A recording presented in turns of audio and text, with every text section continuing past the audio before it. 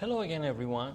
Welcome to our discussion of section 10.3, where we will talk about solving systems of linear equations using matrices, or specifically speaking, using the Gauss-Jordan method, otherwise known as Gaussian elimination, or also as the elementary row operations. So those are all the different names for the same exact method.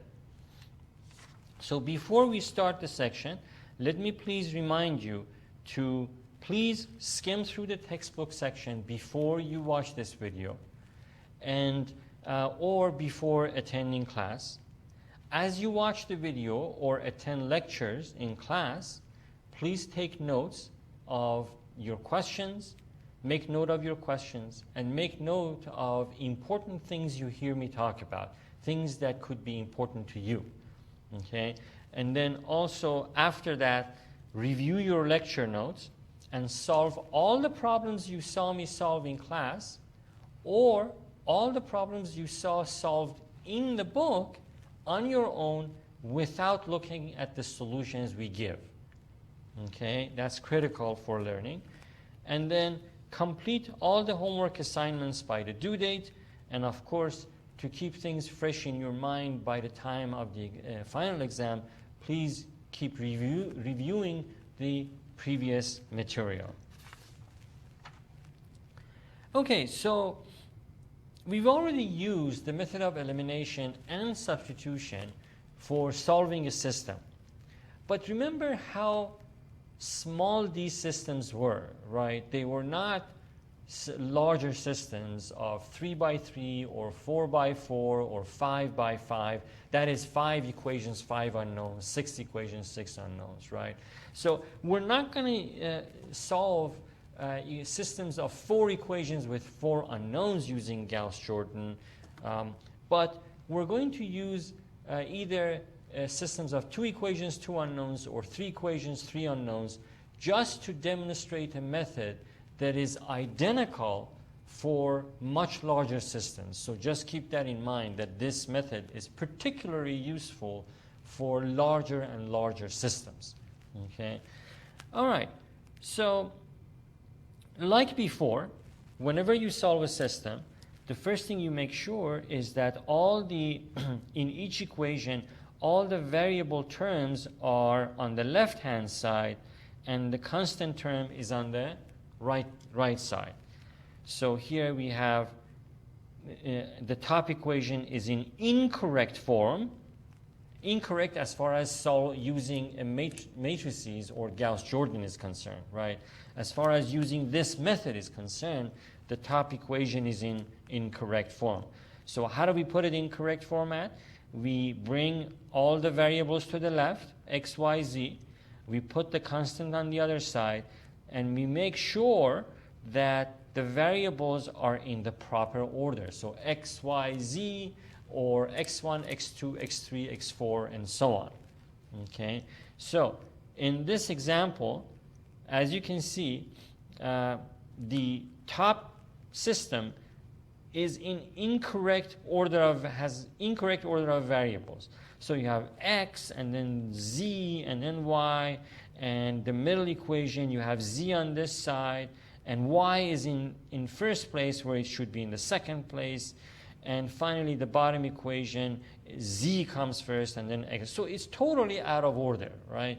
We need to put this in the proper order. So right below it, you have the correct ordering of the variables. X, Y, Z, X, Y, Z, X, Y, Z, and the constants are on the right-hand side. And I have one more example at the bottom here, which is a much bigger system. So you have 4 equations and 4 variables. Notice how x2 is first, and here x3 is first, and then x1 and then x2. It's totally mixed up, right? But at least the constants are on the positive side, on the right side of the equation. So that's good. But the left-hand side needs work. So we do that, After a little bit of work, notice the order of variables, x1, x2, x3, x4, x1, x2, x3, x4, and that's true for all of the equations, and the constants stay on the right-hand side, on the other side in respect to the variables.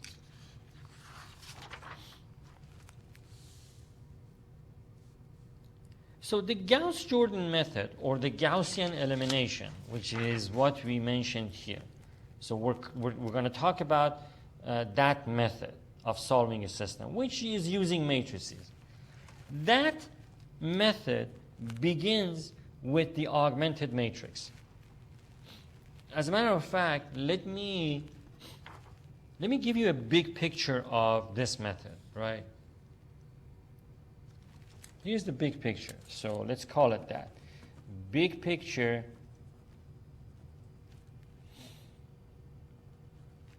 about the Gauss-Jordan method.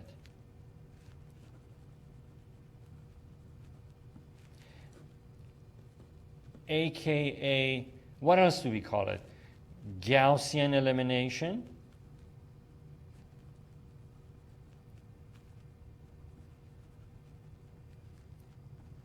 Or elementary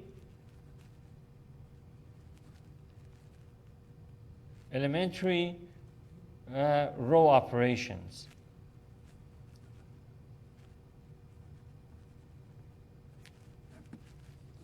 Let's see how the big picture works. I'm going to draw a very simple diagram to demonstrate that. Suppose the whole method is going from point A to point B.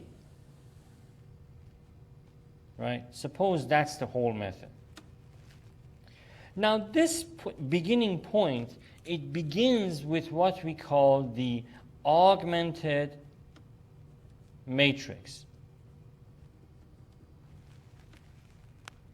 That's the beginning point for the Gaussian elimination or Gauss-Jordan method. We'll get to that, but I'm just making sure that you know about the big picture. That's my main concern. Because this method, the reason I'm doing this is because this method is quite tedious and zooms in on the very details of the coefficients of the equations we're solving. It's a very focused method. But if you're doing all these tedious work, not knowing where you're going with it, it's not a good thing. So before we get to the details, I'd like you to know where you're headed with all those details that we're going to talk about in a minute. So the beginning of this method is something called the augmented matrix, and the end point is something called the reduced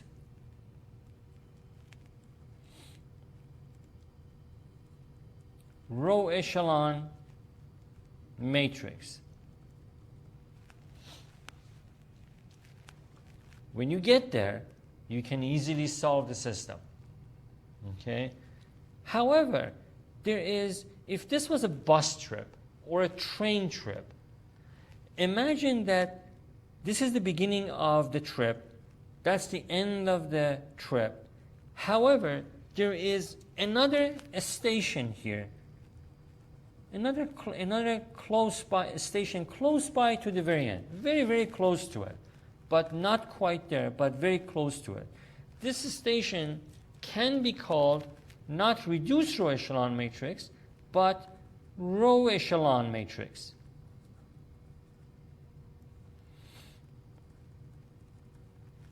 If you end up in this spot, you can still solve the system. But you got to do a little more work. But you still, if you start with the augmented matrix and use the stop at row echelon matrix, you can still solve the system. And you can go further, then you can definitely solve the system. I prefer that I always go all the way to the end, because reduced row echelon matrix has other applications that we don't get to see in this class. But generally speaking about matrices, the reduced row echelon matrix does have other applications which the row echelon matrix cannot help with. So I prefer that, the reduced row echelon matrix, over that. Plus the fact that if you stop here, you still have to do a little more work.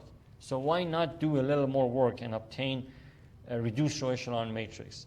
Okay, this is akin, very, very akin or similar to getting off, being on a bus. Your objective is point B, but you can get off at a station very near point B and just walk the rest of the way to that station because it's so close by. So it's no harm done if you get off the bus here or get off the train here. A little bit more walking, it'll get you to your destination. The other point I'm trying to make with this diagram is that the methodology, the procedure, the steps, mathematical steps to get to row echelon matrix are the same mathematical procedure to get to reduced row echelon matrix. It's the same thing. It's not a point of solution elsewhere. So we're not diverting the procedure at all. We're just using the same procedure, and then we can end it here and solve the system, or we can take the procedure a little more and solve the system. That's all. Okay, and you will see these names coming up in a few minutes. And you should be familiar with the augmented matrix, with the row echelon matrix, and with the reduced row echelon matrix. Once we do that, once I make sure that you're familiar with what these things are, each of them, then we're going to sit down and talk about the details, which is the Gauss-Jordan method. Okay? So don't, at this point, for the next, let's say, maybe 10 minutes, maybe for the next 10 or 15 minutes, I don't want you to worry about how we get from here to here, or how do we get from here to here. For the next 10 minutes or 15 minutes, I'm going to talk about each of these: the augmented matrix, row echelon matrix, reduced row echelon matrix.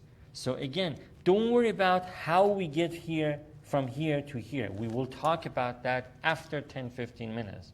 For now, I want to make sure that you know what this looks like, you know what this looks like, and how do we use it to solve a system, and you know what this looks like and how do we use it to solve the system.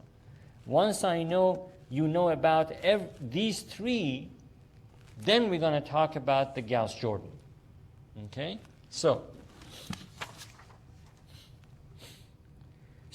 we talked about the augmented matrix as the point of origin or the starting point for the Gauss-Jordan or Gaussian elimination, right?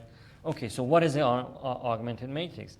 The augmented matrix, once you make sure that all the variables are on the left and in the proper order, and the constants are on the right-hand side, then you can write the augmented matrix by grabbing the coefficients from each variable. So coefficient of, look at the first equation. The coefficients are 1, -3, +3, -4. So there you have it. 1, -3, 3, -4. Second equation, coefficients are 2, 3, -1, 15. So augmented matrix, second row is 2, 3, -1, 15. Third equation in the original system, coefficients are 4, -3, -1, +19. 4, -3, -1, +19. That's the augmented matrix. Here's another example right underneath it, where we have 4 equations and 4 unknowns. Once again, make sure that all the variables are in the proper order.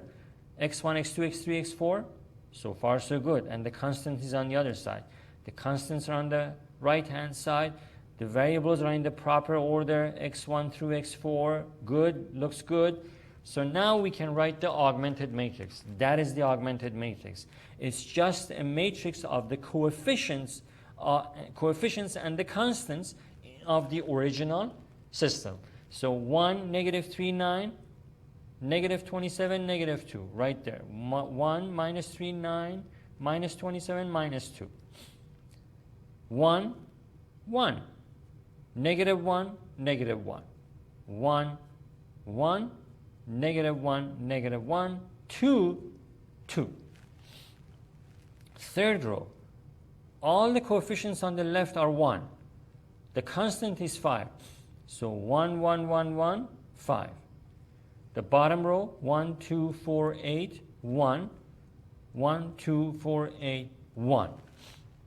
Okay, so that's how we begin the Gauss-Jordan method with the augmented matrix as I explained it. Once we have that, then we're going to apply the Gaussian elimination, or aka elementary row operations, to obtain either the row echelon form or reduced row echelon form in order to solve the system. That's what I talked about in this diagram. Once you have the augmented matrix, then you work either to get this or this. Okay? So, now let's make sure you know what a row echelon form of a matrix is. So, this is an augmented matrix. Right? We begin with this. We begin the Gauss-Jordan method with the augmented matrix. And so the row echelon form of this augmented matrix looks like this. So how do I know, looking at this, how do I know that's a row echelon form? Well, first of all, notice that in the augmented matrix, the diagonals were 4, 8, 12. Look at the diagonals here, 1, 1, 1. That's always the case in the row echelon form. The diagonals must be 1, 1, 1, unless it's a special case, which in this course we're not considering that. But in this class, we're just looking at the regular row echelon matrix, and the diagonals should be 1. The other thing you should notice, look at the numbers below the diagonal. In the augmented matrix, they were 3, negative 2, 1. In the row echelon matrix, they are 0, 0, 0. That's always, again, the case with the row echelon matrix. The diagonals are 1, 1, 1. Or if you have two equations, they're 1, 1. And any number below that diagonal has to be 0. Any number above the diagonal 1, who cares? They can be anything. The numbers above the diagonal can be anything. It's the numbers below it that should be 0. So, these diagonals, the 1 and the zeros underneath it, identify this matrix as a row echelon matrix. That's how I know that that's a row echelon matrix. Okay? Then the question is, so that's what it looks like. The row echelon form looks like that. Diagonals are always 1. Below that, diagonals are 0. Numbers above it, we don't care. They can be anything. The other question is, how do we use the row echelon form to solve this system? How do we use that? Okay. Remember, I'm going to go back up again. Remember how we got the augmented matrix, right? These numbers are the coefficients of variables on the left, and the last column are the constants, right? These last column are the constants. These columns are the coefficients of these variables. So, then in this case, the first column, let's use x, y, z, and the next example I'll use x1, x2, x3. It makes no difference. But the first column are the coefficients of variable x. The second column are the coefficients of variable y. The third column are the coefficients of variable z. And the last column, these are constants. Constants in the system. that are on the far right hand side, right? That's what they are. Okay, so now how do we use the row echelon to solve this? We begin from the bottom row and rewrite the original equation with the numbers we have. So z times x is 0, it drops out. 0 times y, 0 drops out. 1 times z is z. 1 times z is z. Once again, we begin from the bottom. 1 times z is z equals negative 2. Right there, we have the solution for one of the variables, z. Well, how do we find y and x? Well, we move one row up and do the same thing. Rewrite the original equation with the numbers we have in the second row. So let me lightly box this and come here. Using these numbers, moving from bottom up, using the numbers in the second row, write the original equation. So 0 times x is 0, x drops out. 1 times y is y. 4 times z is positive 4z, right? Positive 4 times z is 4z, equals negative 7, which is the constant on the right side. Okay? Are you following this? If not, rewind to 1 minute ago and start watching from when I talked about moving from bottom up. Okay, this is the critical step. And then the next we move up to the second row from bottom. So what now? Well, we already know what z is. Let's plug in. We know what z is from the bottom equation, right? Let's plug in here and solve for y. So then we have y plus 4 times minus 2 equals negative 7. Y minus 4 times minus 2 is minus 8 equals negative 7. Y is equal to negative 7 plus 8. Therefore, y equals 1. So we had z, now we have y. Okay, great, fantastic. What about x? How do we find x? Well, we started from bottom, right? Then we went to the second row. Now we move one row up again to the first row.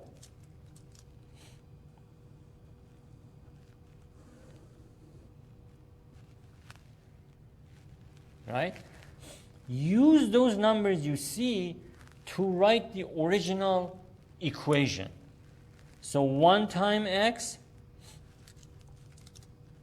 x. 2 times y, positive 2y. Minus 1 times z, minus z. Equals, that's the last number, right? That's the constant. Equals 1. So here we have the original equation. Now what? Well, we already have z and y, right? So we can plug in here and solve for x. So let's do that. So we have x plus 2 times y, or 2 times 1, minus z, or minus 2 equals 1. So this is a linear equation. We can easily solve for x, right? So x plus 2 minus 2 is again plus 2 equals 1. So we have x equals, that's positive 4. Move it to the other side. We have minus 4, and x equals minus 3. So there we have x. So using the row echelon form, we were able to find x, y, z starting from bottom up and moving up. Okay, so the final solution of this system is negative 3, 1, comma, negative 2. So x, y, z is equal to -3, comma 1, comma -2.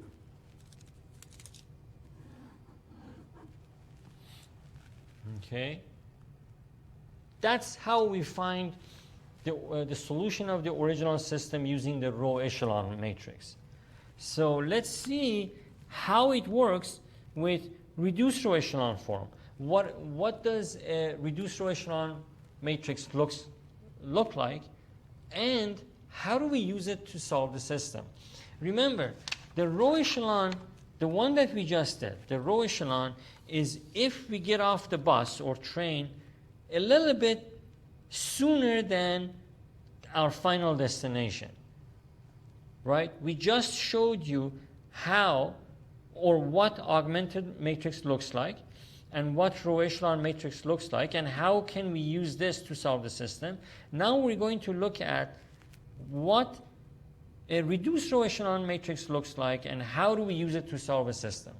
Okay, but in order to get there, we have to do more work to this to get to that point. So after doing a little more work to that and getting to the final result, that is the reduced row echelon matrix.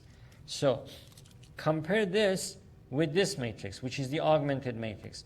Look at the diagonals. Once again, the diagonals are all 1.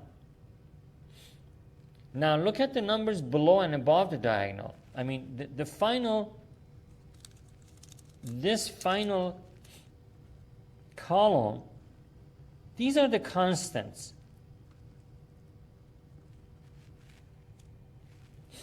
Okay, and these columns, these are the coefficients of variable x, these are the coefficients of variable y, and these are the coefficients of variable z. So all the diagonals are all 1, 1, 1. Any number below and above it is 0, and the right-hand side is just the constants. Those can be any number. But in the reduced row echelon, the diagonal is 1, and the numbers above it are 0, the numbers below it are 0. So this defines the reduced row echelon matrix. And the right-hand side can be any number. And again, this is not the special case. We have special cases of reduced row echelon matrix or row echelon matrix that look different, even though they are reduced row echelon form or row echelon form. They look different, but in this class, we're not considering those. So in this class, we're just looking at the regular reduced row echelon or row echelon matrices. Okay, so now, if you followed what we did here for the row echelon, then for sure you already see how we can use the reduced row echelon matrix to solve the system, right?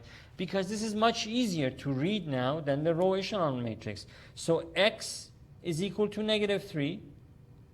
Y and z drop out, right, from the first equation. Y and z drop out. The first equation gives us the solution for x. The second equation gives us the solution for y. The third equation gives us the third row, I should say, not equation. The first row gives us the solution for x. The second row gives us the solution for y. The third row gives us the solution for z. 1 times x, x equals -3. 1 times y is y equals 1. 1 times z, z equals -2. So using that, we have x equals -3, y equals 1, and z equals -2. So the solution of the system, once again, is -3, 1, -2. Compare this with that. So either using row echelon matrix or the reduced row echelon matrix, you are able to get the final solution of a system. So far, all we talked about is what is an augmented matrix and how we obtain it, what is a row echelon matrix, and what is a row echelon matrix and how do we use it to solve the system, what is a reduced row echelon matrix, how it looks, and how we use the how we use it to solve a system. We've talked about those. But we have not yet talked about how we get from a row echelon, how we get from augmented matrix to row echelon or reduced row echelon form. We will talk about that now.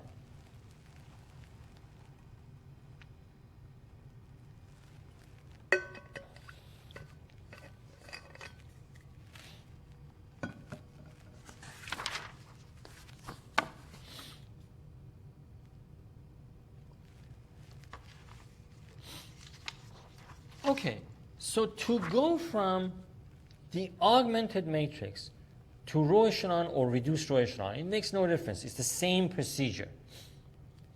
We will use something called the row operations or elementary row operations. Now, there are various row operations possible, but if you look at most recent textbooks, not the ones that were published 15 or 20 years ago even, but the ones that were published, say, last year or a couple of years ago, they are all very wisely and intelligently limit these row operations at the introductory level.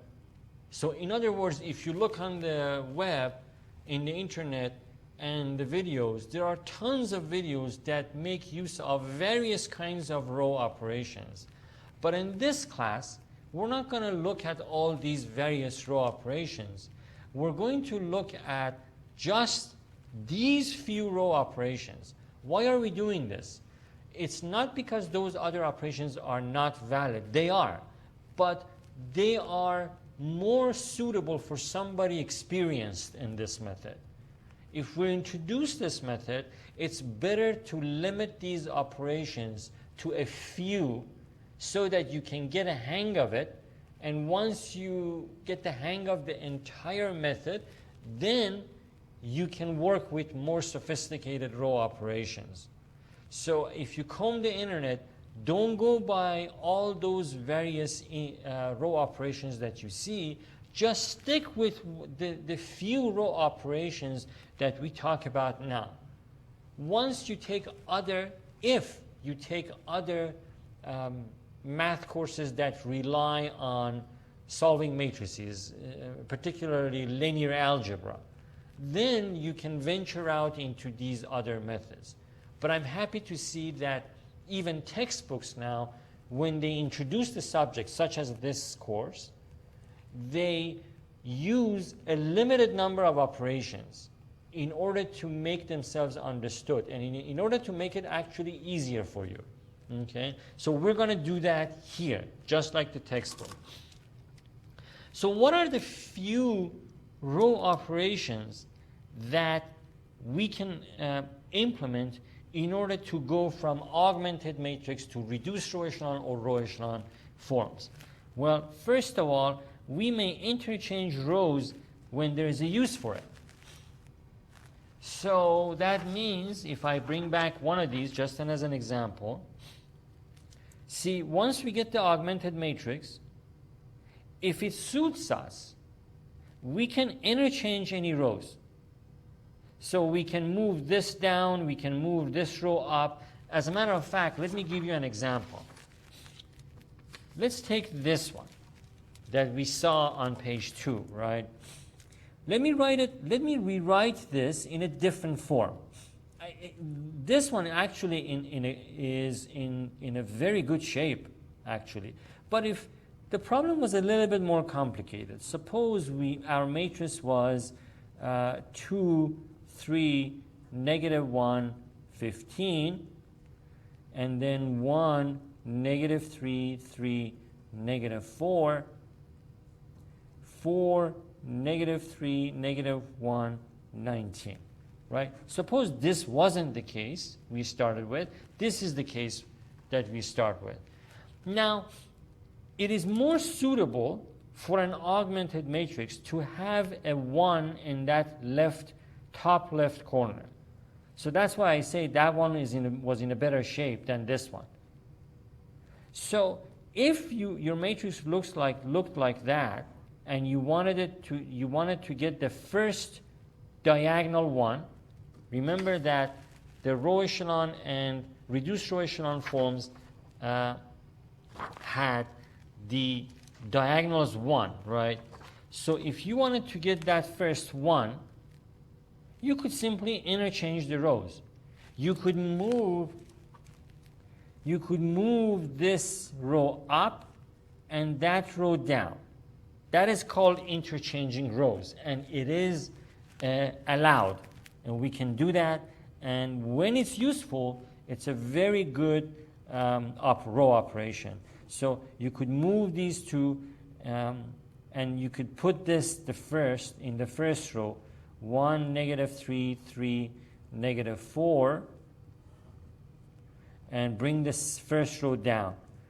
2, 3, -1, 15, and 4, -3, -1, 19. Okay, so that's called interchanging rows. How do we show it using row operation notation? We would say row 1 interchange with row 2. That's how we would show it. Okay. So that is one of the operations allowed. We may interchange rows when there is a use for it. The use is usually to obtain the pivot 1. Each of those diagonal ones that you see is called a pivot, and you'll see why. Pivot 1 for each row, while keeping any previous work intact. Okay. Second is we may use the pivot row. Pivot row, again, it's a terminology I'm using. It's each of those rows that contains the diagonal one is called a pivot row. So we may use the pivot row to add or subtract rows when applicable. Okay. Notice, to add, we may use the pivot row to add, let me actually say, we may use the pivot row to add, I need to take that out. We may use the pivot row to add to any row when applicable, not subtract. We do not want to subtract. That's one of the operations we want to stay away from. A lot of people have difficulty with distributing the negative symbol into two numbers, let alone subtracting rows in matrices from each other.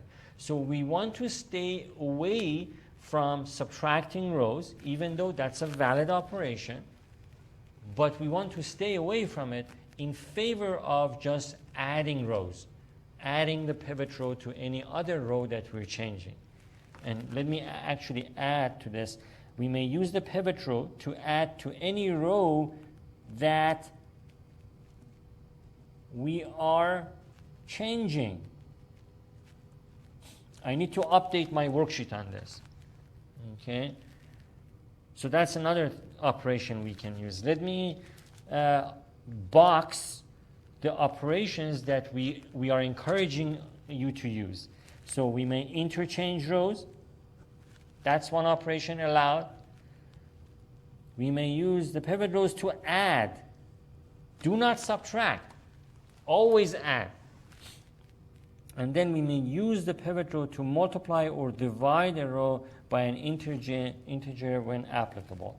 Multiply or divide. Okay. As a matter of fact, I just want to say to multiply, not even divide. When I multiply a row by, say, 1/5, some people always tell me, well, you're dividing by 1, you're dividing by 5.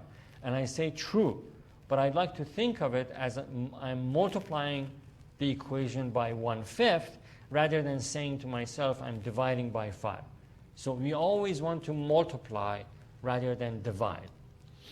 Okay, so we can add, we can multiply a row by a number, we can add the pivot row to any row that we're changing, and we can interchange rows. just for the sake of clarity, let me repeat from top to the bottom. The three highly encouraged operations are these. I discourage you from using any other operation until you become very, very comfortable with this method.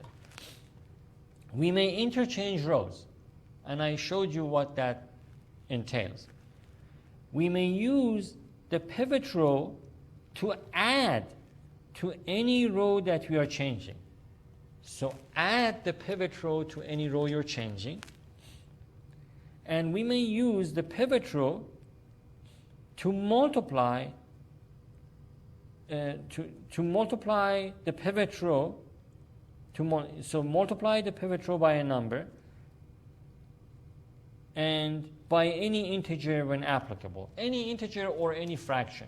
Usually in the textbook or on exams, if you have to multiply a pivot row by a fraction, it's not going to be a nasty fraction like 31 over 27 or 50 divided by 39. It's not going to be a fraction, nasty fraction like that. It's going to be something easy like 1/2.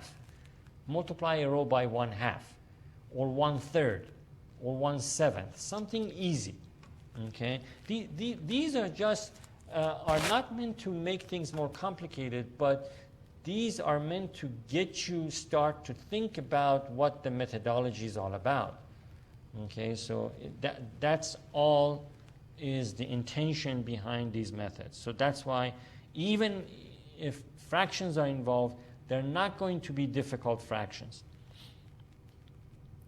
Okay, given these three row operations, let's put them to use.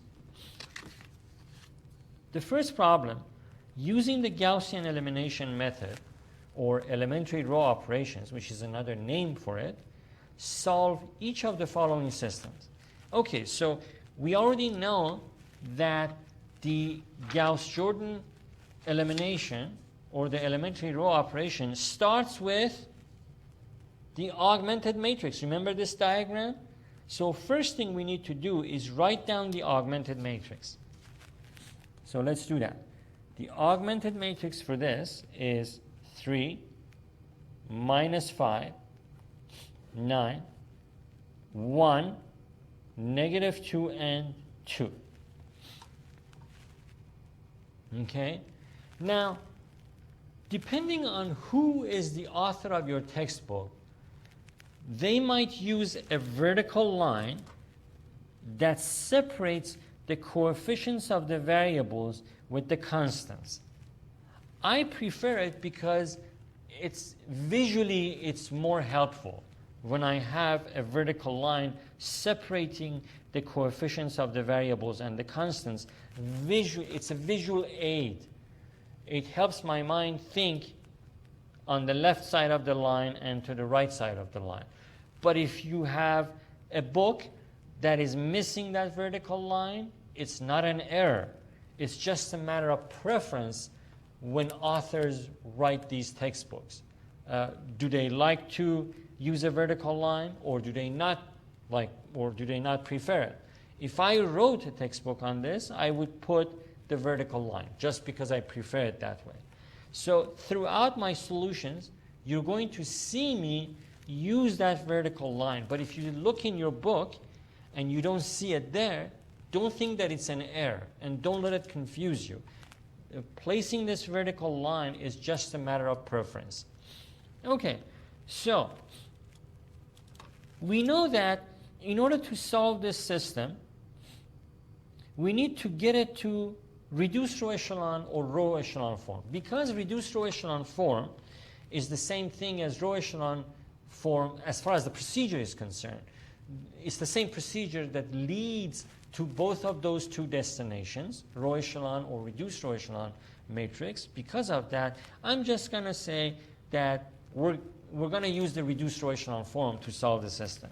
So what is the reduced row echelon form of this matrix going to look like? Well, it's going to look like this. 1, 0, 0, 1, vertical, and the right-hand side can be any number. I'll just put a question mark there. So the question marks indicate that those can be any number. But the reduced row echelon matrix says that the diagonal should be 1 and any number below or above that diagonal should be 0. So in order to solve this using the Gauss-Jordan method, we need to get this matrix to look like that. Okay, this is the augmented matrix.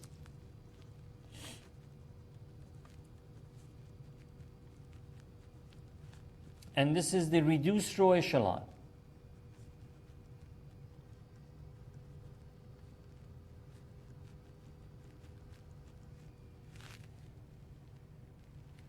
We need to make sure this looks like that.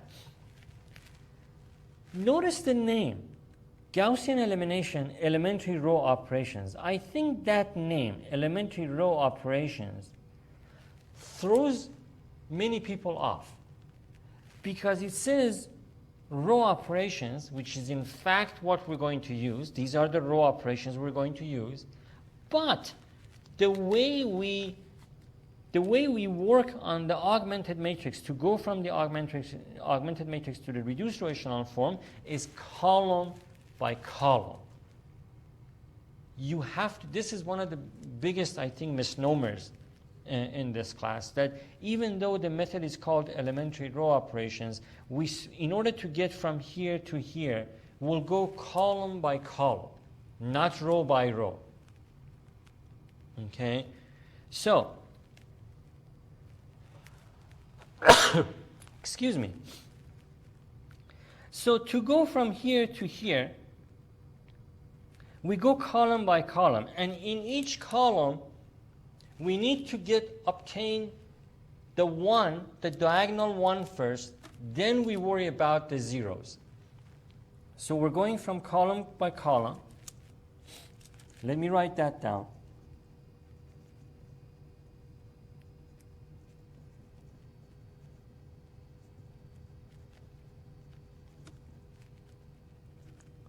The Gauss-Jordan method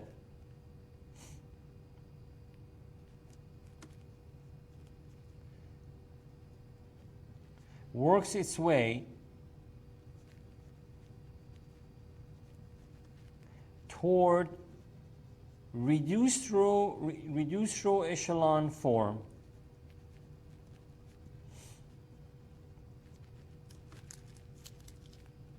column by column.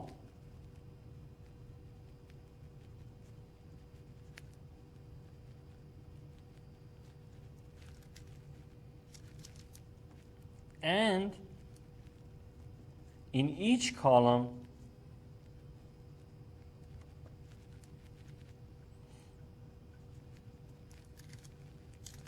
the diagonal 1,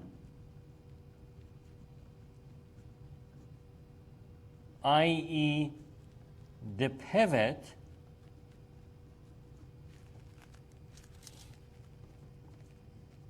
is obtained before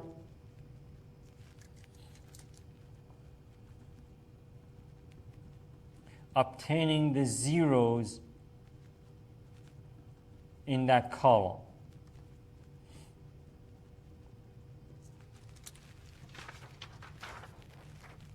This is such an important understanding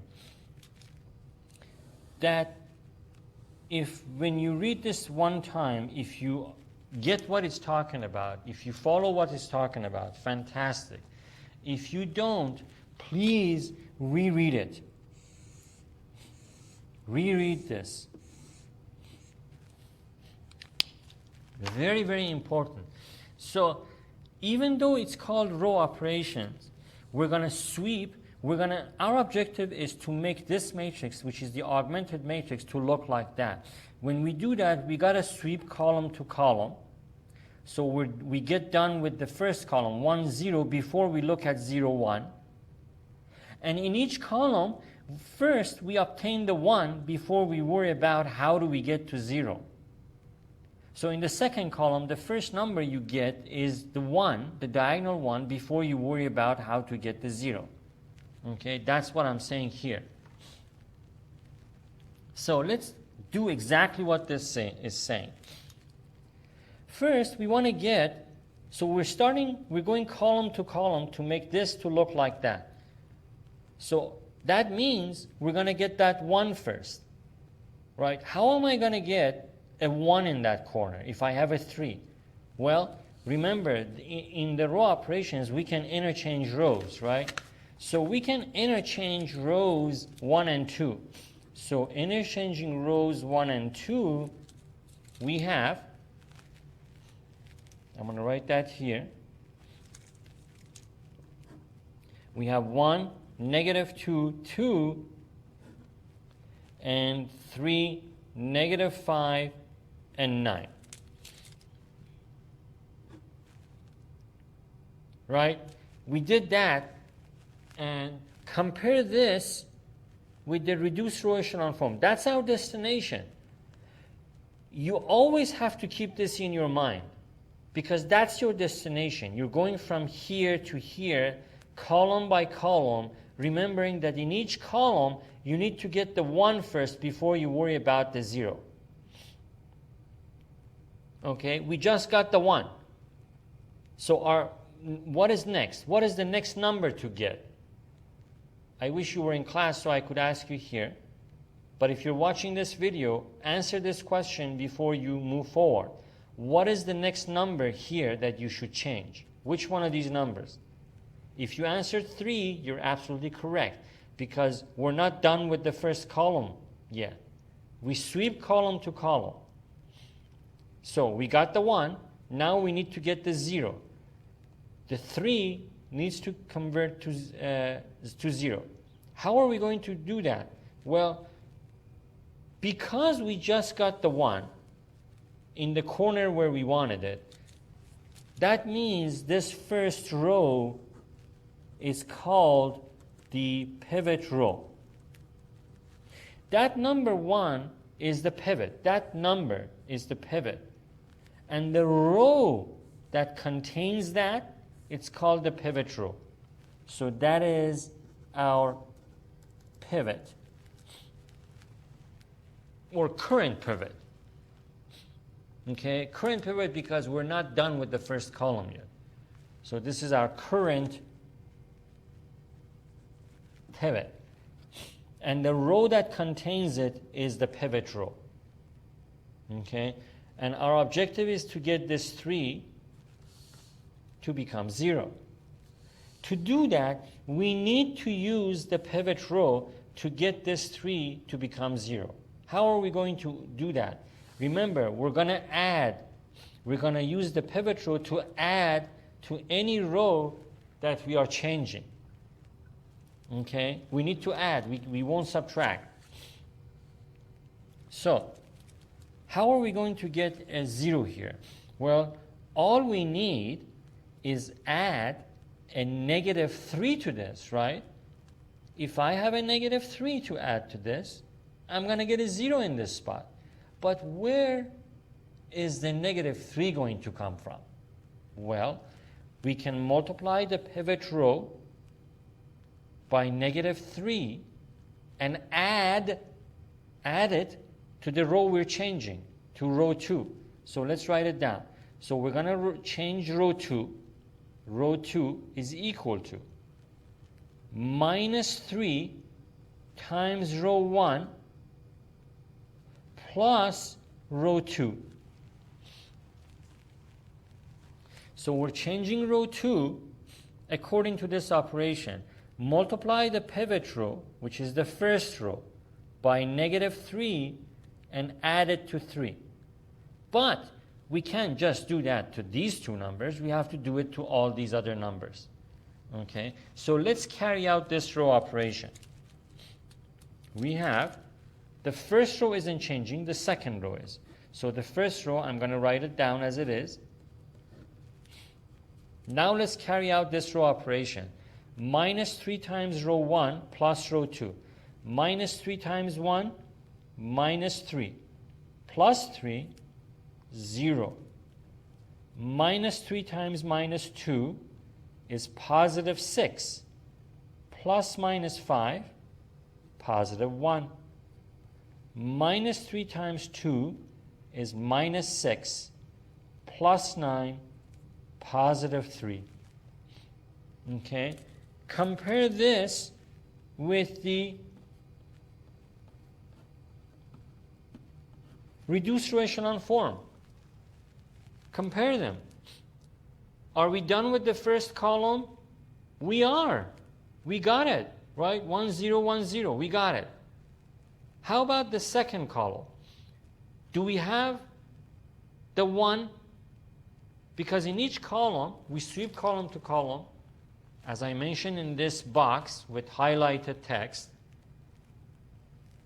We sweep column to column, and in each column, we make sure that we get the 1 first before we worry about how to convert that number to 0. First, we need to get the 1. But in this case, fortunately, we already have it. It's already there. So, the current pivot becomes this. And the row that contains that becomes the pivot row. So the pivot and the pivot row are not a fixed number or row. They change throughout the procedure. As soon as you get the 1, you have a pivot. Now the pivot is in the second row, so the second row becomes the pivot row. Why is this so important that we keep track of what is the pivot and where is the pivot row? Well, because to change the negative 2, the other number in this column is negative 2, which we need to convert to 0, right? To do that, we're going to need to use the pivot row. Every time you change other numbers than the pivot in any column, you're going to need to use the pivot row. And in this case, second row is the pivot row. So to convert that negative 2 to 0, I'm going to have to use the pivot row, which is the second row. Okay? Let's see how that is done. So, how are we going to convert negative 2 to 0? Well, all we need is a positive 2, so we can add it to this negative 2 and get a 0. But where, okay, fine. But where is the positive 2 going to come from?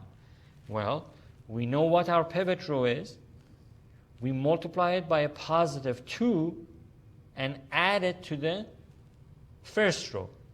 And that's going to give us a 0. Perfect. So let's do that. So row 1 is the row we're changing, right? Because this negative 2 is in row 1. So row 1 is equal to positive 2 times the pivot row, 2 times row 2, plus row 1. Think about it. Again, once again, our objective is to make this look like that. We already have the first column figured out, perfect. The second column, we already have the 1 there. It's just coincident that that happened. Not always this happens. But it happened that we have a 1 already, perfect. So now we can worry about the 0 in the second column. But we have a negative 2. How are we going to get to 0? All we need is to add a positive 2 to this, and we're going to get a 0. Well, the positive 2, where is it going to come from? It's going to come from multiplying the pivot row, which is the row that contains the pivot, by 2, positive 2, and add to the first row, and we're going to get that number to be 0, which is that operation, 2 times row 2 plus row 1. Okay, so let's write down the next matrix. We have row 1 changing like this, 2 times row 2 plus row 1. So 2 times 0 is 0, plus 1, 1. 2 times 1 is 2, plus negative 2, 0. 2 times 3 is 6, plus 2 is 8. Right? We're done with that row operation. The second row, which was the pivot row, we can write it as it is. So compare this with this. Are we done? Yes, absolutely we're done. Look at the left-hand side. It's a reduced row echelon matrix. 1, 1, the diagonals are 1, the numbers above and below are zeros. Perfect, we're done. So the solution of the original system is right in front of us, right? How? Well, the first column, these are the coefficients of variable x. The second column are the coefficients of variable y. And these are the constants in the original system, right? So write the equation. 1 times x is x. 0 times y, 0. It drops out. X equals 8. Look at the second row. 0 times x drops out. 1 times y is y equals 3. So there is the solution of the system. 8, 3. Like that.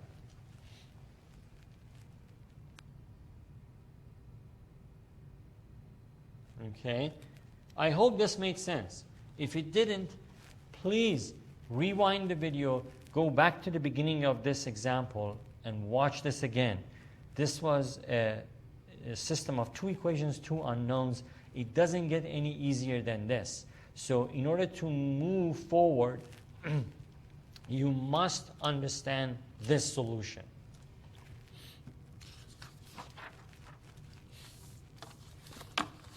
Okay, so in the next matrix, this is wonderful. This is a matrix of 3 equations, 3 unknowns.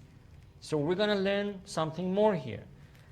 So remember, the Gauss-Jordan method, or the elementary row operation, begins with the augmented matrix and ends with either row echelon or reduced row echelon. In all the examples that I'll do in class, I will take this all the way to reduced row echelon matrix. Okay, I talked about both, what both are, but it's much more useful to go all the way to reduced row echelon matrix. Okay, so let's write down the augmented matrix for this. If you haven't done this already, please pause the video, solve this whole thing using the Gauss-Jordan method, and then come back to the video and compare your solution with this. If you do this in the next couple examples that we have, I think you're going to be surprised at how much more you learn, rather than just watching what I'm doing. That won't help you at all. Okay? So please, no matter how much you think you don't know, still pause the video, solve this using the Gauss-Jordan, and then come back to the video. Okay, assuming that you've done that, we begin with the augmented matrix first, right? So 1, 1, look at the coefficients. 1, and the constant on the other side. 2, minus 3, positive 2, negative 4. Right? 4, 1, negative 3. And of course, all the variables are in the proper order, right? X, Y, Z, X, Y, Z, X, Y, Z, and the constants are on the right-hand side. And of course, let me put a 6 here. Okay. The lens looks like out of focus. Let me try to focus this.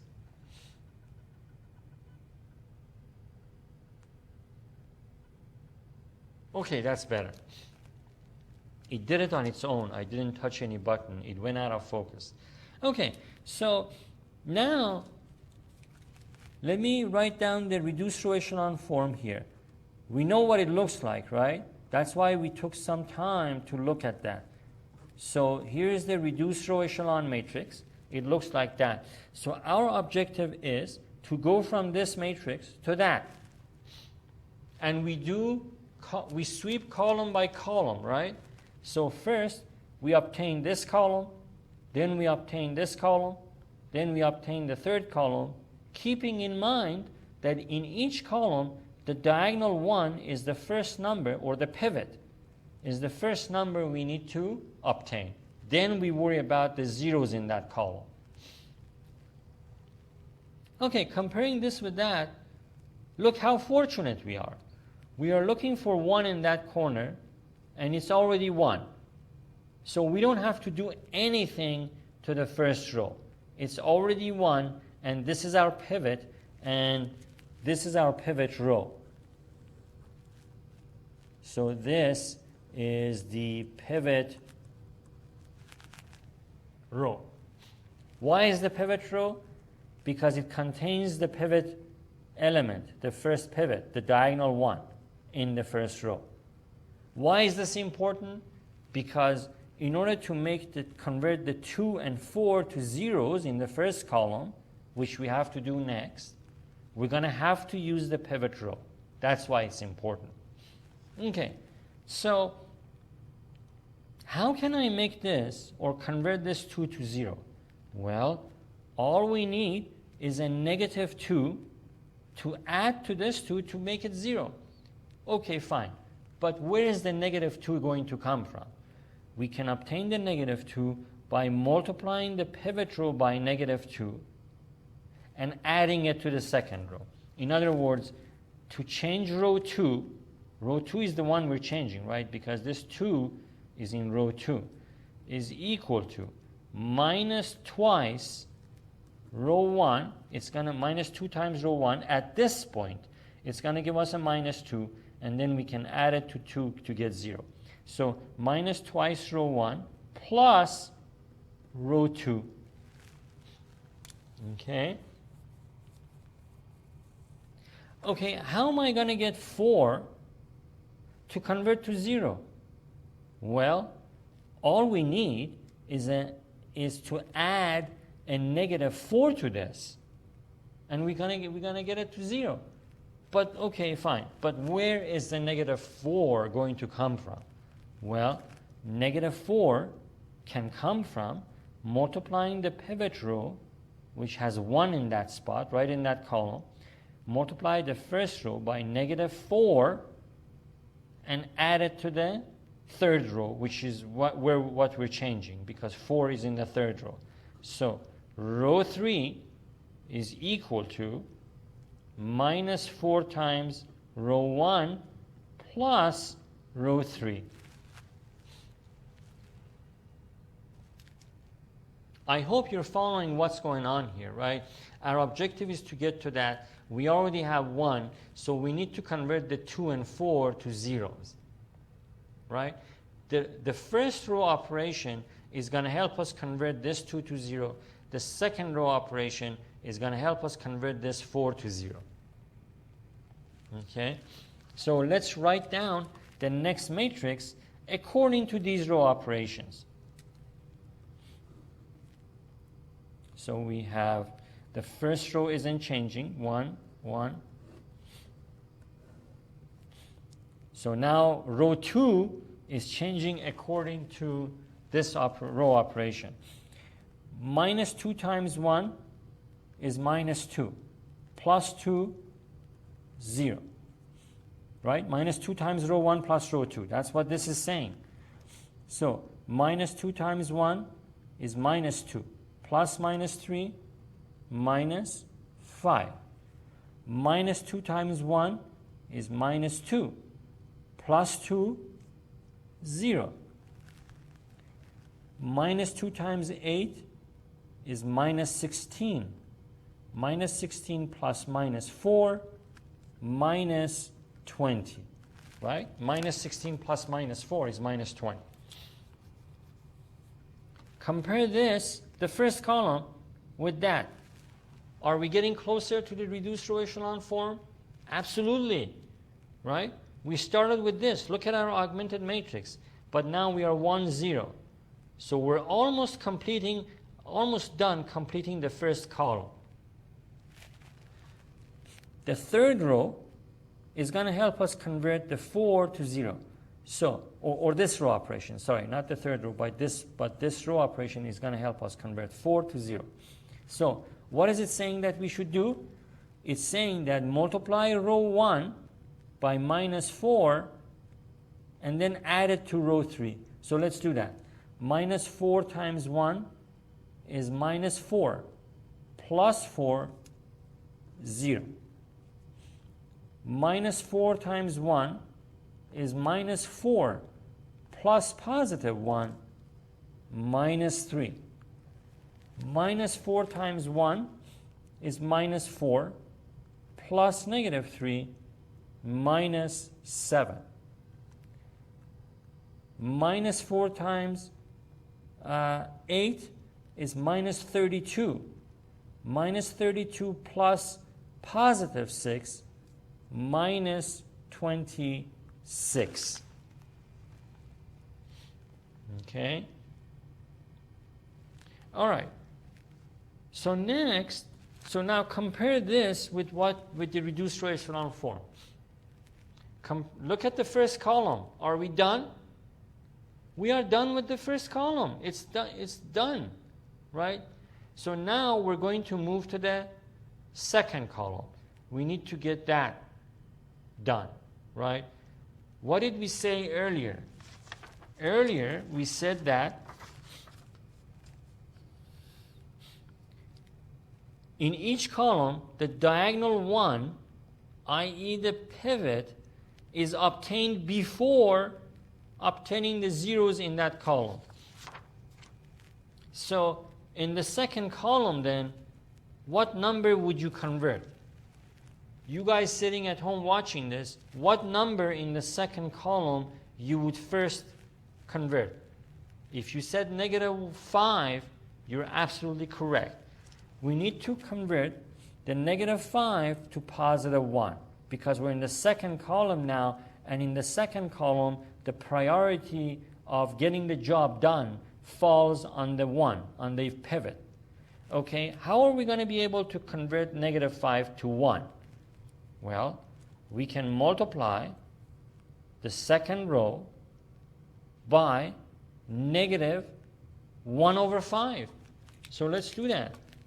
So row 2, which is the row that contains negative 5, is equal to minus 1 over 5 row 2. So all we're saying with this is multiply this row 2 by negative 1 over 5. Why? Because it's going to give us the 1 we need in the second column in the reduced row echelon form. Okay? So as you work through the Gauss-Jordan method, in your mind, you're constantly thinking back at this reduced row echelon form. All right, let's write the next matrix. If you haven't done this already, if you haven't solved this already, please pause the video, at least do this. Pause the video, write down the next matrix, then unpause the video and compare your matrix with mine. Okay, so I'm assuming you've done that. The first and the third row are not changing for now. So we're going to write them down. So the second row is changing according to this row operation. Minus 1 over 5 times 0, 0. Minus 1 over 5 times minus 5, positive 1. Right? Minus 1 over 5 times minus 5 is positive 5 over 5, which is 1. Minus 1 over 5 times 0, 0. Minus 1 over 5 times minus 20, that's positive 20 over 5, or 4. Okay? Then, let's write down the third row. 0 minus 3 minus 7 minus 26. So now, let me bring this down. Compare this matrix with the reduced row echelon form. Are we a little bit closer to the reduced row echelon form? Yes, we are. In the second column, the 1, which has the higher priority over 0, we already got it. We got the 1. So now what do we need to do? What do we need to do? Those of you who are sitting and watching this, what do we need to do? Well, we need to convert 1 to 0 and then negative 3 to 0 in that second column, right? Okay, so let's do that. What row now is the pivot row? The second row. The second row is the pivot row now because it contains the pivot element, which is the diagonal 1. So that's the pivot row. Okay, So we need to use the pivot row. Why is this important? Because we're going to need to use the pivot row to change the 1 and -3 in the second column to 0. Okay, so let's do that. How are we going to make this 1 equal to 0? Well, all we need is a -1, so we can add it to this +1, get it to be 0.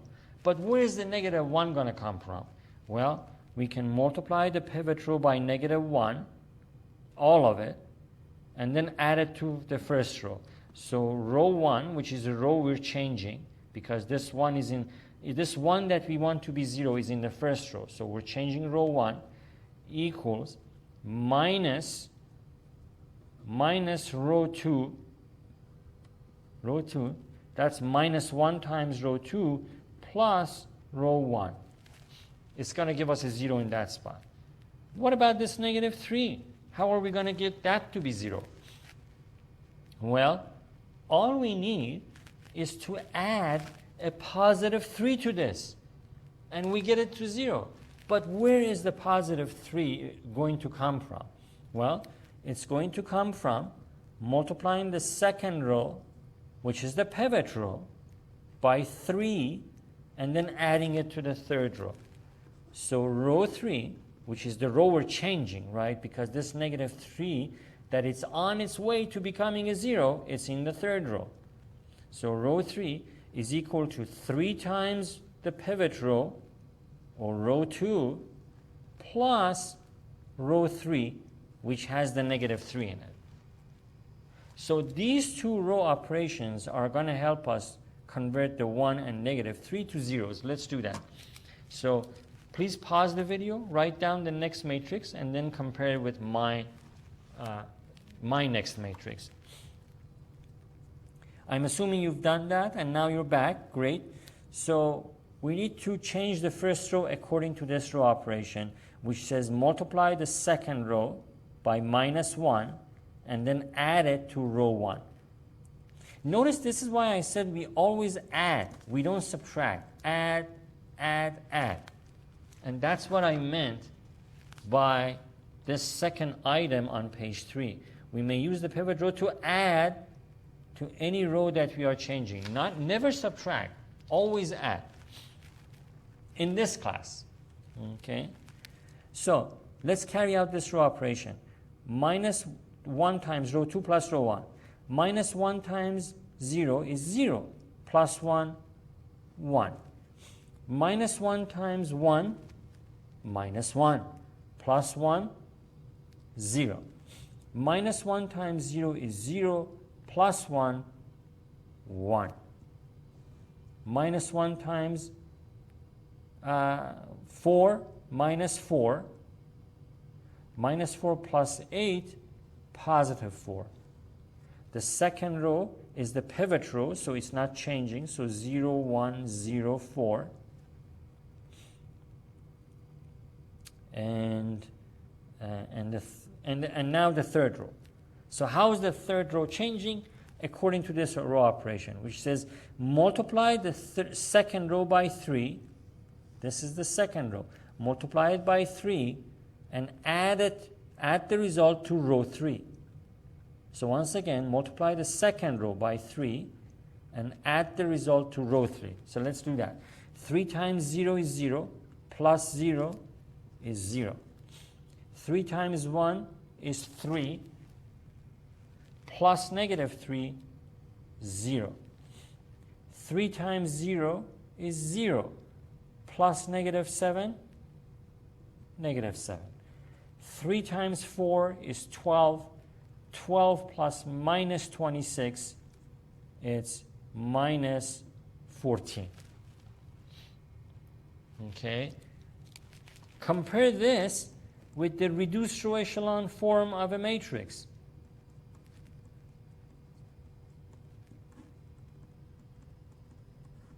Are we closer to that? Absolutely. The first column, we got it done. The second column, we got it done. Beginning with 1, right? We got it done. And then the zeros, we got it done by using these two row operations. So now we're going to move to the third column, right? This is we need to convert this column to make it look like this third column in the reduced row echelon form. So what number should we convert, and to what we need to convert it? If you answered we need to convert -7 to 1, you're absolutely correct, right? So we're in the third column, and in each column, the diagonal 1 is the first number we focus on to obtain. Once we have the 1 and established our pivot row, then we worry about the zeros in that column. So right now, we need to convert this -7 to 1. How do we do that? What is the row operation that can help us do that? Think about it and write your answer down for the next matrix before you watch what I do on this screen. Okay, it's very easy, right? You can just pause the video. Okay, I'm hoping that you did that and now you're back. So to convert -7 to 1, all we have to do is multiply the third row, which is the row that contains the -7, by -1 over 7, right? You multiply this row by -1 over 7, you're going to get a +1 in that spot, which is what we want at this point. So -1 over 7 times row 3. Okay. So let's write down the next matrix. The first two rows are not changing for now. So 1, 0, 1, 4, 0, 1, 0, 4, and then -1 over 7 times 0, 0. -1 over 7 times 0, 0. -1 over 7 times -7, +1. -1 over 7 times -14, that's +14 over 7, which is +2.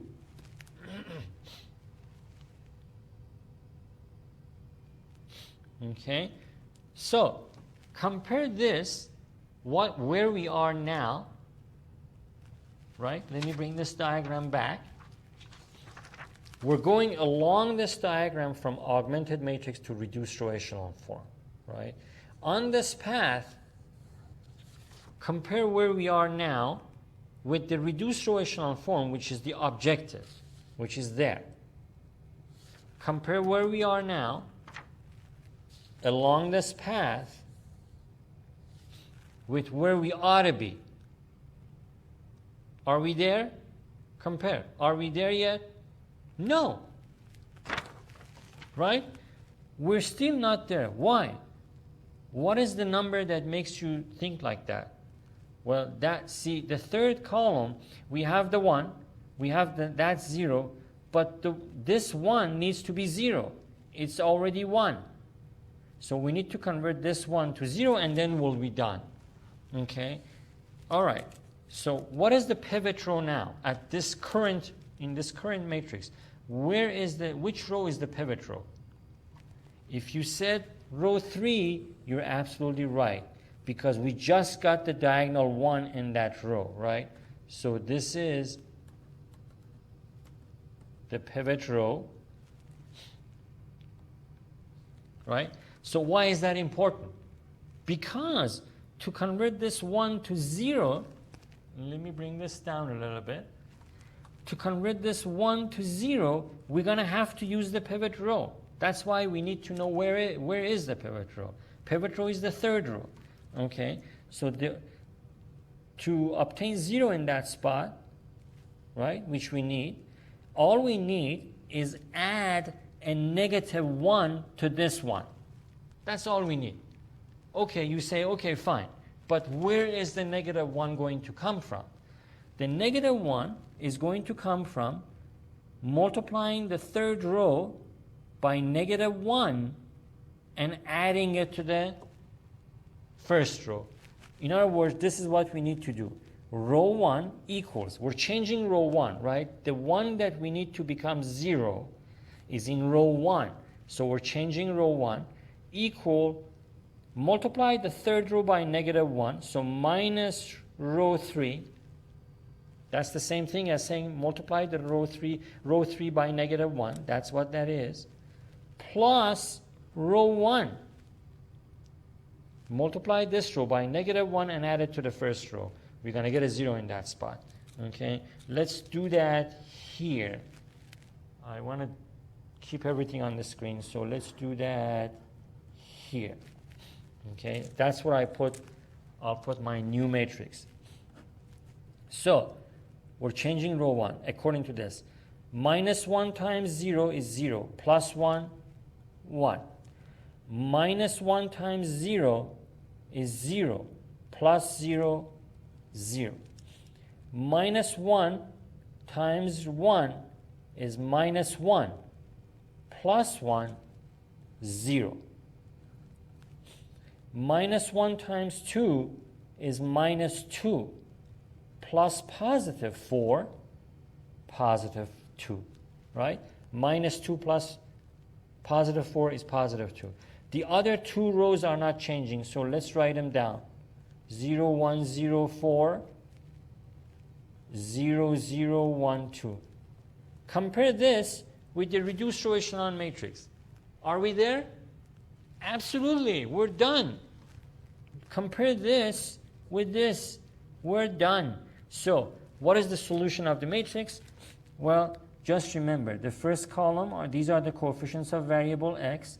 These are the coefficients of variable y. These are the coefficients of variable z, and these are the constants.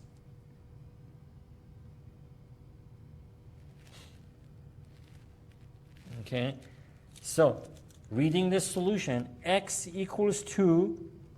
1 times x is x. X equals 2. So 1 times y is y equals 4. 1 times z is z equals 2.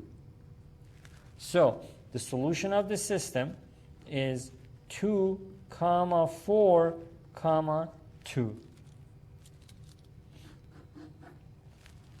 Can you test this? Absolutely. 2, 4, 2. You can plug this back in here to see if it'll match each of the equations. And it should match all three equations should come out okay. Not just one or two of them. All three. So 2 plus 4 plus 2 is 8. The first equation checks out. 2 times 2 is 4. Minus 3 times 4 is 12. So that's minus 12 plus 4 is minus 8. 2 times 2 is 4. So minus 8 plus 4 is minus 4.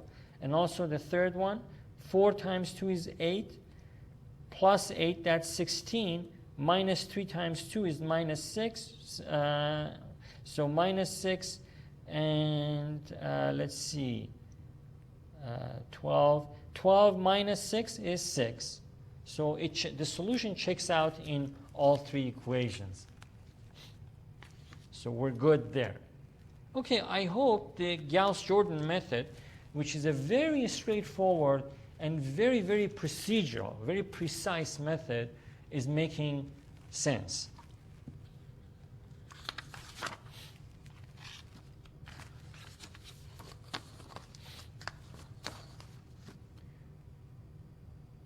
Okay, I want to highly encourage you to, if you haven't already, please solve this system with the things you've learned so far. Even the mistakes that you make or you could make are valuable for your learning. So please solve this on your own on a piece of scratch paper, then come back to the video. Okay, I'm counting on you to do that. Assuming that you've done that, let's begin, and I hope our solutions agree. So the Gauss-Jordan method begins with the augmented matrix, right? So let's write it down. We have, notice the variables are in order, but not all of them exist. For any variable that is missing, you must enter 0. You cannot skip it. You must enter 0. So x, in the first equation, x is missing, so I'm going to enter 0. Y is there and has coefficient 2. Z is there and has coefficient 1. And then 5 is the constant on the other side. In the second equation, x is there with coefficient 1. Y is there with coefficient 1. Z is missing, so I'm going to put a 0 there. for the coefficient. If it's missing, it means the coefficient must have been 0. Equals 5 on the other side. In the bottom equation, coefficient of x is 3, coefficient of y, the second column are the coefficients of y, the third column coefficients of z, and so on, right? So that is 3. The coefficient of z is -1, and the constant is 16. So we have here the augmented matrix. Now, as soon as you do this, in your mind, you should compare this with the reduced row echelon form. In other words, this is our destination. This is the beginning, the augmented matrix. That is the destination. Do they match? Far from each other, right? We need to make sure that this matches that, and whatever we end up on the right side at the end is the solution of the matrix, just like what you saw in the last example. Okay, so as we said in this excerpt that I highlighted, the Gauss-Jordan method works its way toward the reduced row echelon form, column by column, and in each column, the diagonal one, the pivot, is obtained before obtaining the zeros in that column. So we're going column by column to make this look like that. Starting with the first column. What do we need to have in that corner? A 1. What do we have? A 0. How can we fix that? Take a look and carefully look at that and determine how you can fix that. Well, fortunately, we have a row here that has a 1 right underneath the 0. We can interchange the rows. So by interchanging the rows, I'm going to get a 1 in that corner, which we want, right? So interchange row 1 with row 2. Okay, the double-headed arrow means interchange. So let's do that. We have 1, 1, 0, and 5. So I moved up the second row. Now bring down the first row, 0, 2, 1, 5. And then finally the third row, which is 3, 3, -1, and 16. Right? Now compare this with the reduced row echelon form. Are we a little bit closer to getting the first column done? Because we can't go to the second column unless we're done with the first column. Are we there? Not quite, but we're close to it, right? So what do we need to do? Which number do we need to convert to 0? Well, if you said 3 convert to 0, you're absolutely right. So at this point, which row is the pivot row? If you said pivot row 1, you're absolutely correct, because we just got the diagonal 1 for it, right? We just got the pivot for it. So row 1 at this point is the pivot row. So why is this important? Because when we intend to convert the 3 to 0, we need to use the pivot row to make that happen. Not the second row, just the first row. Okay? So to do that, how can we convert 3 to 0? All we need is add a -3 to this +3 to make it 0. You say, okay, fine, great, but where is the -3 going to come from? -3 is going to come from multiplying the pivot row by -3 and adding it to 3. We always add, right, in this set of row operations that we're using in this class. So let's write that down. Row 3 equals, I say row 3 equals because row 3, this 3 that we're converting to 0 is in row 3. So it's the third row we are changing. Okay? So let's write down what we said. We need a -3, right? So we multiply the pivot row by -3, -3 times row 1, plus, always add to the row that you're changing, plus row 3. Okay, so let's write down the next matrix. I hope you do this ahead of me, right? That's the deal we have, guys. You do it, then you watch the video. So the first row is staying the same for now, and so is the second row. So the third row is changing according to this row operation. Minus 3 times row 1 plus row 3. Minus 3 times 1 is minus 3. Plus 3, 0. Minus 3 times 1 is minus 3. Add to this 3, again 0. Minus 3 times 0 is 0. Plus negative 1, minus 1. Minus 3 times 5 is minus 15.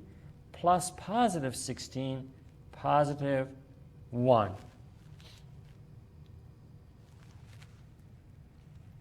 Now, go ahead and compare this matrix with that, with the reduced row echelon matrix. How are we doing with respect to the first column? Are we done? Absolutely, we're done with the first column, 1, 0, 0, 1, 0, 0. So what do we need to do next? We need to move to the second column, right? In each column, what did we say? In each column, the diagonal 1, i.e. the pivot, is obtained before obtaining the zeros in that column. So, as you compare, what is the number we need to convert?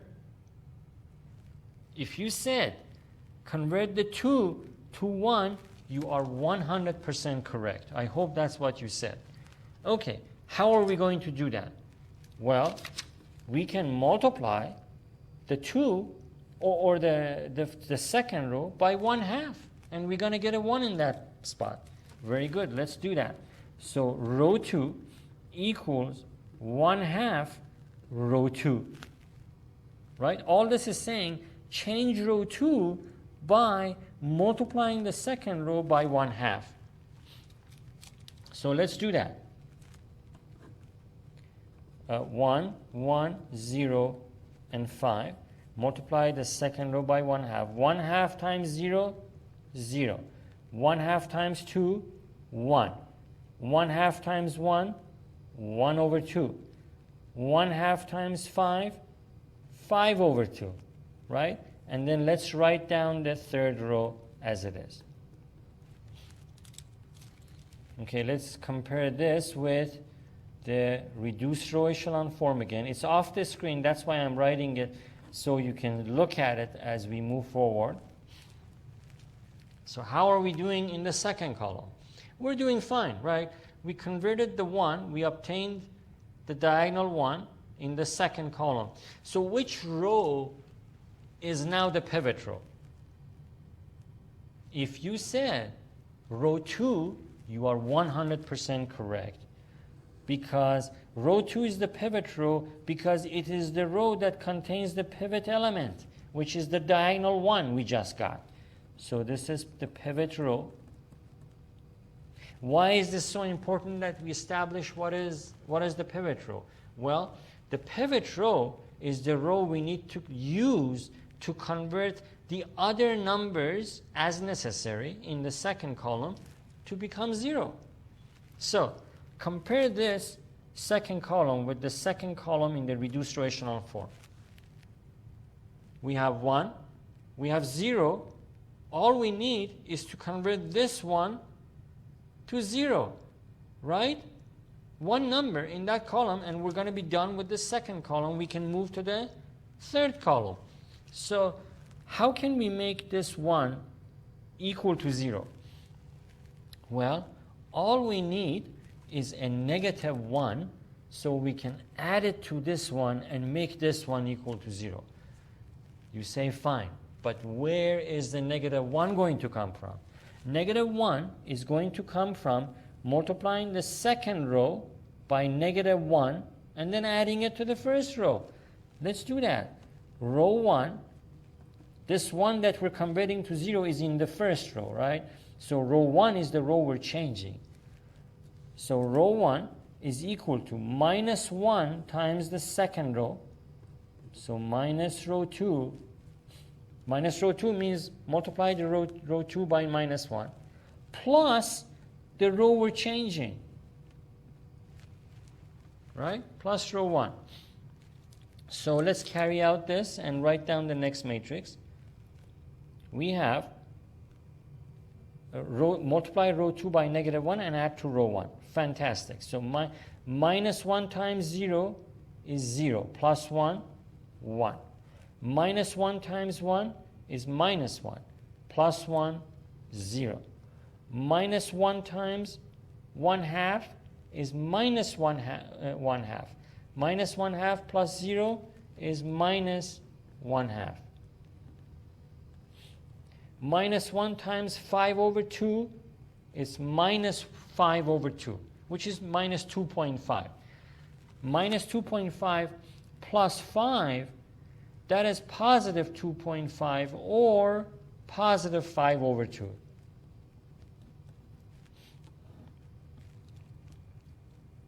Now, the second row stays the same, 0, 1, 1 over 2, and 5 over 2, and then 0, 0, negative 1, and 1, right? So compare this where we are along the Gauss-Jordan method with the reduced row echelon form. How are we doing? We're doing good, don't we? Or we're doing, aren't we? Because we just completed the second column. The first column was already done. The second column, 1, 0, 0, 1, 0, 0. We're done with the second column, so we're going to move to the third column. In the third column, which number should we convert and what should we convert it to? If you answered, we need to convert negative 1 to 1, you're absolutely correct, right?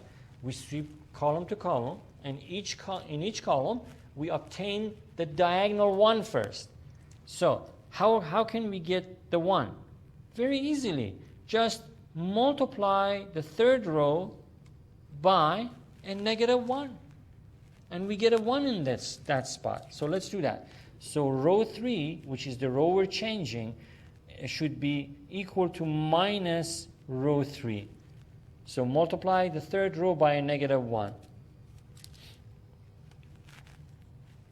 Okay, I think I can fit that here. So the first two rows don't change. 1, 0, negative 1/2, 5 over 2. Second row, 0, 1, 1/2, and 5 over 2. And now multiply this whole row by negative 1. 0, 0, 1, negative 1. Right? Great. So compare this with the reduced row echelon form. The third column, we already got the 1. So what do we need to do now? If you said we need to convert negative 1/2 to 0 and 1/2 to 0, you're absolutely correct. So before we do that, let me ask you this. Which row is the pivot row now? If you answered row 3, you're absolutely correct. The row 3 is the pivot row because we just got the diagonal 1 or the pivot element for it. So row 3 is the pivot row.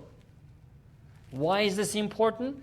Because in order to convert negative 1/2 and 1/2 to zeros, we're going to have to use the pivot row, which is the third row. That's why it's important to keep track of where the pivot row is.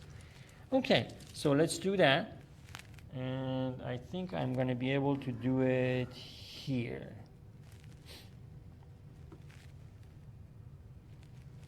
Okay, so what are the row operations that would convert the negative 1/2, or what is the row operation that would convert the negative 1/2 to 0?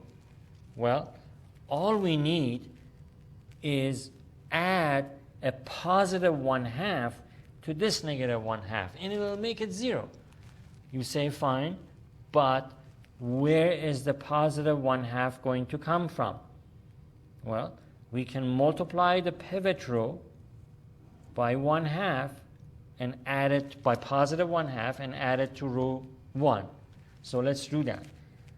Row 1 equals. I wrote row 1 equals because as we convert negative 1/2 to 0, it's the first row or row 1 that we're changing, right? So row 1 equals.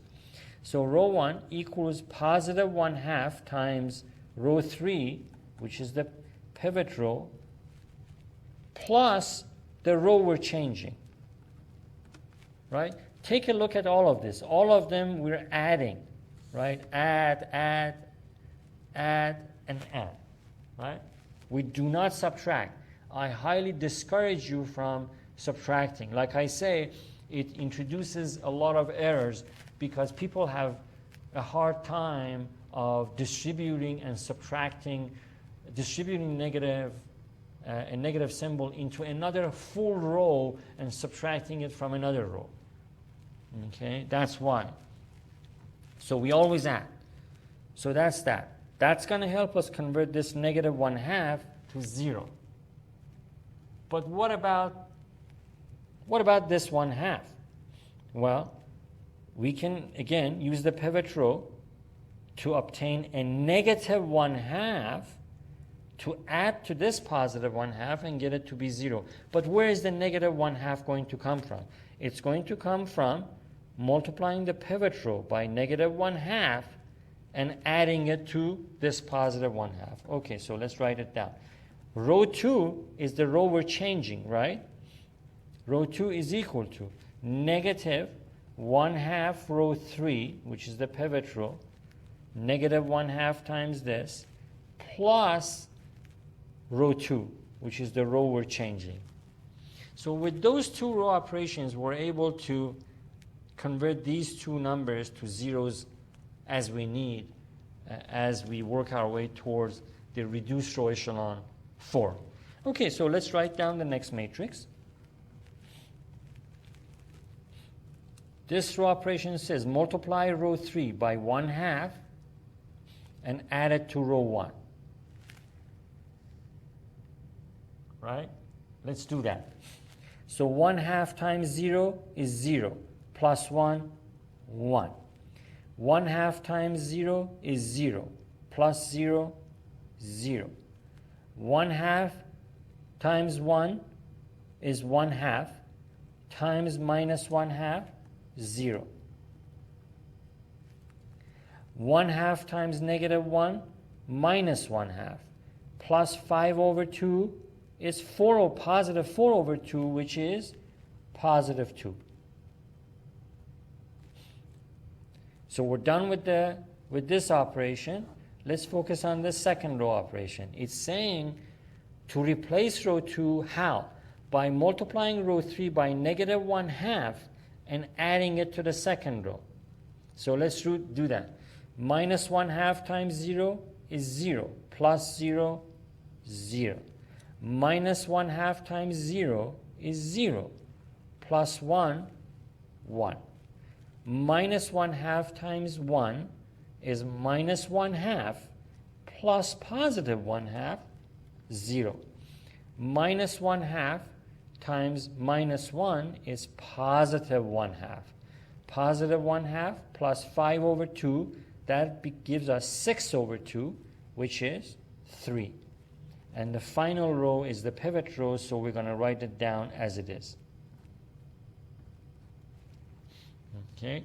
Compare this where we are along the Gauss-Jordan method with the reduced row echelon form. Are we there?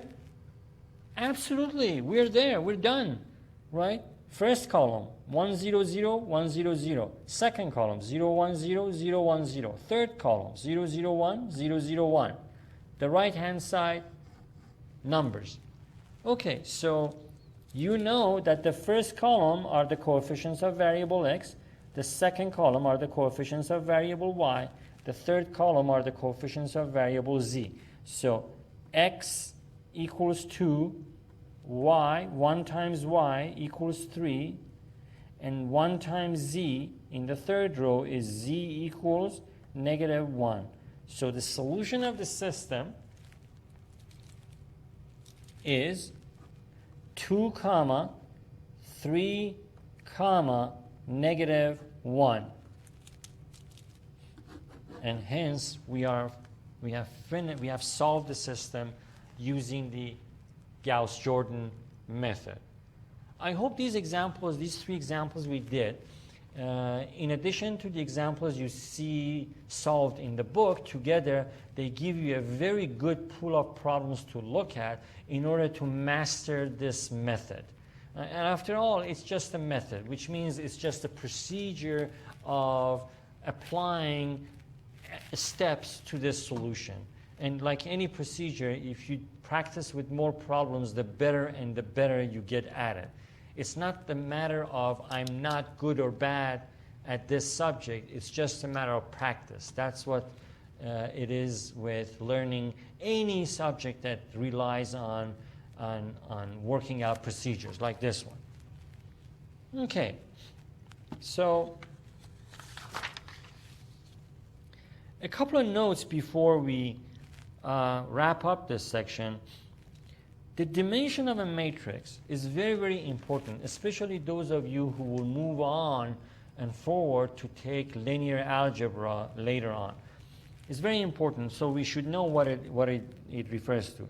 The dimension of a matrix, or the size of a matrix, has 3 rows. If a matrix has 3 rows and 2 columns, its dimension is expressed as 3 by 2. 3 by 2, right? So this first number always gives the number of rows. The second number always gives the number of columns. So 3 by 2 is a matrix that has 3 rows and 2 columns. Okay? If a matrix has 4 rows and 5 columns, its dimension is expressed as 4 by 5. So once again, that 4 represents the rows, and that 5 represents the number of columns. What is the dimension of each of the following matrices? Before I write down my answers, please write this down, pause the video, and write the dimension of each of these matrices. It shouldn't take you more than 30 seconds or even 20 seconds. It's very quick. And then come back and unpause the video to see what I've done here. So I'm assuming you've done that. So the dimension of this matrix, we have 2 rows and 3 columns, right? So it's a 2 by 3 matrix. This here, we have two rows and 2 columns, so 2 by 2 matrix. Here we have 3 rows and 1 column, so it's a 3 by 1 matrix. 3 rows, 1 column, that's what that is. Here we have opposite of that, we have 1 row and 3 columns, so it's a 1 by 3 matrix. This one we have 3 rows and 3 columns, so it's a 3 by 3 matrix. This one, once again, we have 2 rows and 2 columns. This one has, this number is a complex number, which is fine, but still we have 2 rows and 2 columns, so we have a 2 by 2 matrix here. Okay. The last note, a square matrix is a matrix that has equal numbers of rows and columns. That is, matrices of dimension 2 by 2, 3 by 3, 4 by 4, and so on are all square matrices. The reason I mention this is because square matrices have properties that are used in application that other matrices that are not square do not have. So they are important category of matrices. That's why I thought that to mention that and make sure that you know it before wrapping up this section. So looking at these, actually, it just occurred to me. So, and at the end I'm mentioning that only square matrices may have an inverse, a determinant, and so on. So these are some of the properties of a square matrices. So they're very, very important. So among these, which ones are square matrices? So that one is a square matrix. That one is a square matrix. That one is a square matrix, right? So these are square matrices. That one, and that one. Okay. All right. We have come to the conclusion of another section here. This is a very important section, especially, like I say, for those of you who will move on to classes like 132, Math 132, Finite Mathematics, or Linear Algebra. And please make sure that you fully understand this topic by using the methods we discussed today. Okay, for now, have a very nice day, and I'll see you all again next time.